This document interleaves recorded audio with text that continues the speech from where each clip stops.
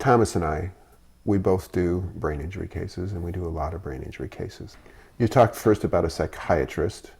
Often in the United States, might use a different type of medical doctor, possibly a neurologist or a physiatrist. Right. You're comfortable with psychiatrists? I personally don't like neurologists for brain injury cases. Neurologists, I think, are really, really good at either measuring nerve conductivity, so telling me I have carpal tunnel syndrome, or in diagnosing spikes in my head or an axe in my head. They're excellent at that. But most brain injuries, by far the vast majority of brain injuries, don't show up on any direct physical exam. Unless you are unconscious when you're being examined. Yes, but you could be unconscious because you're drunk. So even unconsciousness doesn't prove anything. Well, when it persists for 3 or 4 days or 2 or 3 weeks. Well, that's a bad thing. Yeah. The neurologists get those diagnoses, right? But the diagnosis of brain injury it's the software that's a problem. There's so much tissue inside your head that it's really hard to correlate whether this little bit of dead tissue actually has any effect on you. They say we only use a couple % of our brains. I don't know if that's true, but clearly we don't use all of the tissue.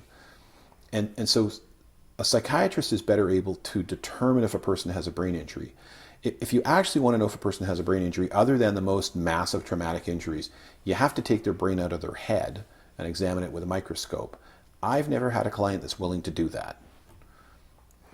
It is true that we have learned more about brain injury from autopsy than any other method, but it is a bit of an extreme measure in a living patient. Yes, well, except a defense lawyer.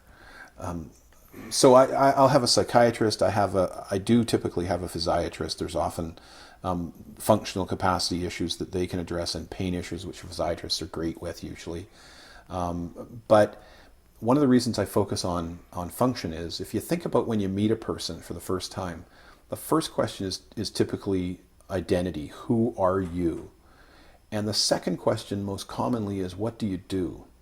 No one comes up and says, what's your name? Are you happy? They'll come up and, what's your name? What do you do?